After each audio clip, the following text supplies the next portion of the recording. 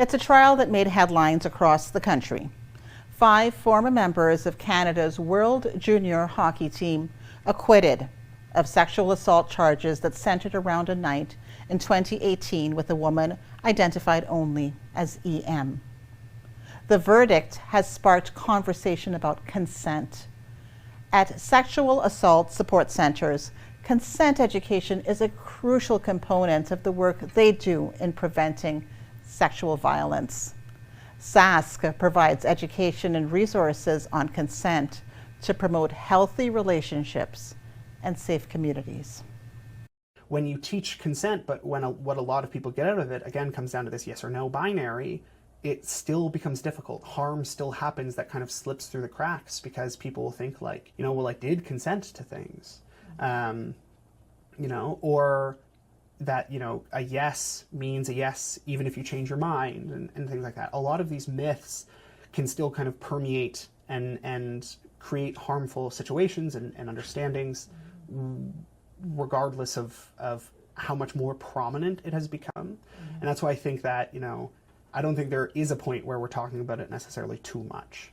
Almost regardless of, how much I've talked to it or gone in, how much these kids have heard about it when I'm in these classrooms, many of them still come out of it and they're like, yeah, I learned stuff, right? I learned more about how that works. I learned more about what it means to respect a friend's consent or when it's valuable.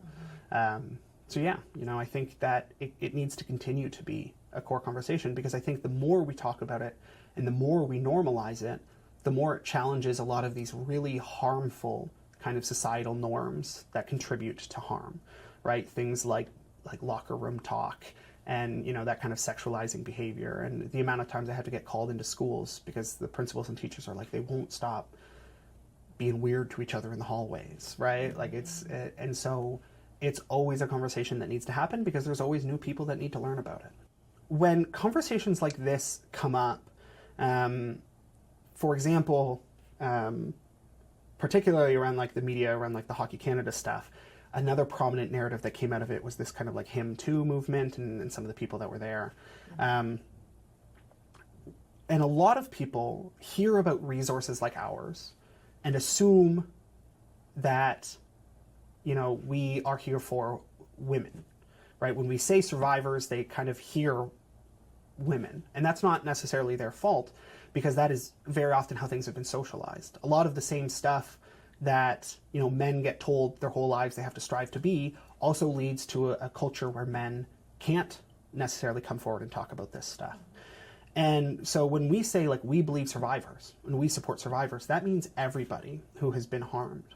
When people hear my position as a male allyship educator and I say, I talk to men and engage them in conversations around ending sexual and gender-based violence, a lot of people hear that and they go, oh, you think, all men are abusers.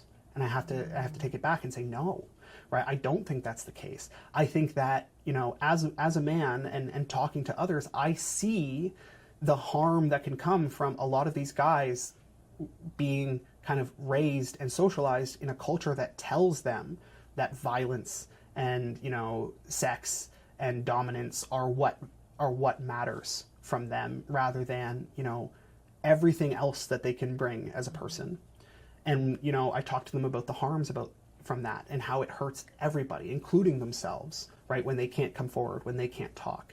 And so it's important to recognize that, these conversations are happening and these conversations have to happen, and that we shouldn't use male survivors or anything like that as some kind of scapegoat to take away from the conversation around women, because the fact of the matter is it's still a very gendered issue.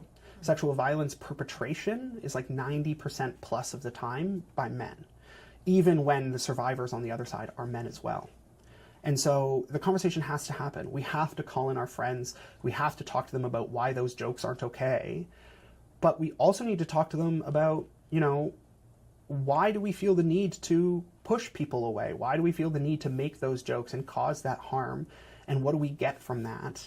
And what is it doing to us? And how can we challenge that? Because when we challenge those norms, I think that's when a much bigger cultural shift can happen. And that's why I think it's important.